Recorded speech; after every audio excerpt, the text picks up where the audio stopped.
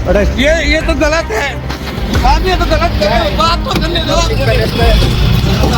ये साथियों ये लो, क्या कहेंगे इसको विरोध प्रदर्शन में? सर, जब शासन और प्रशासन निरंकुश हो जाए तो फिर आगे यही रास्ता अपनाना पड़ेगा, और अब भी नहीं सुनेंगे तो फिर दूसरा रास्ता अपनाऊंगा। नमस्कार, दैनिक साथी के डिजिटल प्लेटफॉर्म पर आपका स्वागत है। जब शासन प्रशासन निरंकुश हो तो जनता के पास सड़कों पर उतरने के सिवाय कोई रास्ता नहीं बचता। लोगों को सड़कों पर उतरकर अलग अलग तरीकों से अपना विरोध दर्ज कराना पड़ता है ताकि अंधे बहरे शासन प्रशासन तक बात पहुंचाई जा सके। जी हाँ, ये हम नहीं, 2019 रेवाड़ी विधानसभा से आम आदमी पार्टी के टिकट पर चुनाव लड़ चुके राजेश शर्मा बिटवाना मंगलवार को कहते हुए दिखाई दिए। और बता दें कि राजेश शर्मा बिटवाना मंगलवार को राजीव चौक से लेकर जिला सचिवालय तक पूरी तरह से नग्न होकर मुख्यमंत्री के नाम डीसी को ज्ञापन देने जा रहे थे, लेकिन उनकी यह मंशा पूरी नहीं हो सकी। जी हाँ, पहले से ही तैयार रेवाड़ी मॉडल टाउन थाना पुलिस ने उनको राजीव चौक पर हिरासत में ले लिया। तो वहीं मंगलवार को ही सेक्टर 3 चौकी में राजेश शर्मा के खिलाफ मुकदमा दर्ज कर जमानत होने के बाद छोड़ दिया गया। हालांकि राजेश शर्मा ने कपड़ों के नाम पर महज एक लंगोट नुमा कपड़ा लपेटा हुआ था।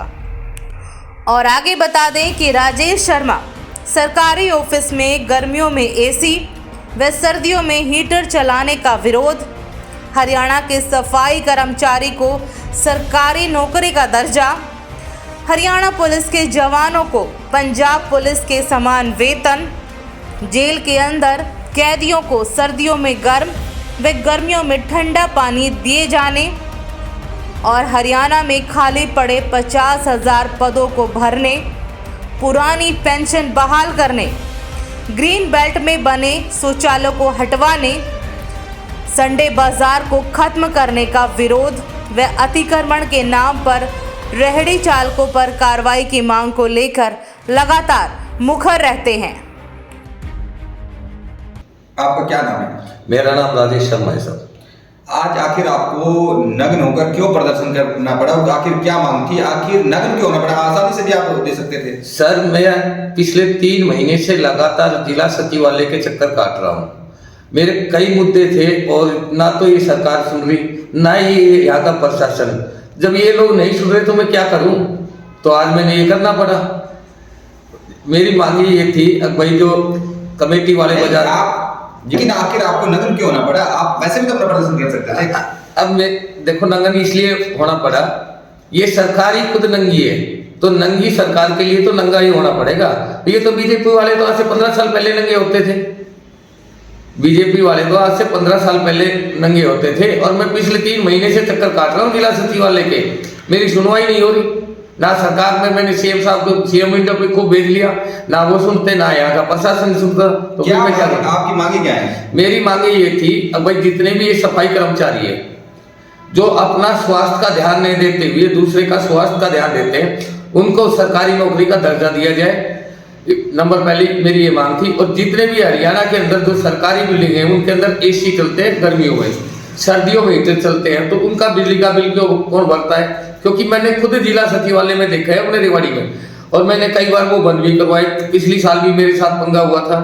और जैसे ही मार्केट कमेटी वाले बाजार में अतिक्रमण हटाने जाते हैं तो रेहड़ी वाले का माल समेत ट्रॉली के अंदर डाल के लाते हैं। ऐसा कौन से एक्ट में है जो माल भी डाले? पूरे रेवाड़ी में कोई भी एक रेहड़ी वाला ऐसा ला दो जिसका आधा माल गया हो, वो माल चला कहाँ जाता है? और जितने भी पीटीआई टीचर्स जो हटाए गए उनको सबको लगाया जाए, और पंजाब की तरह एक पेंशन हो एमएलए की। और देश के लिए करता रहूंगा। मेरे ऊपर 69 मुकदमे हो गए, 100 कम 31 है, 100 हो जाएंगे तो भी मेरे को कोई दिक्कत नहीं है।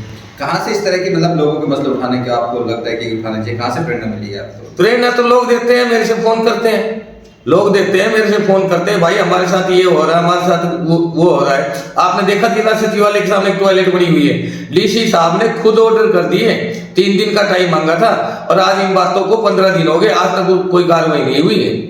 टॉयलेट तो अच्छी चीज है ना, टॉयलेट तो आइए एक सेकंड मेरी बात सुनिए।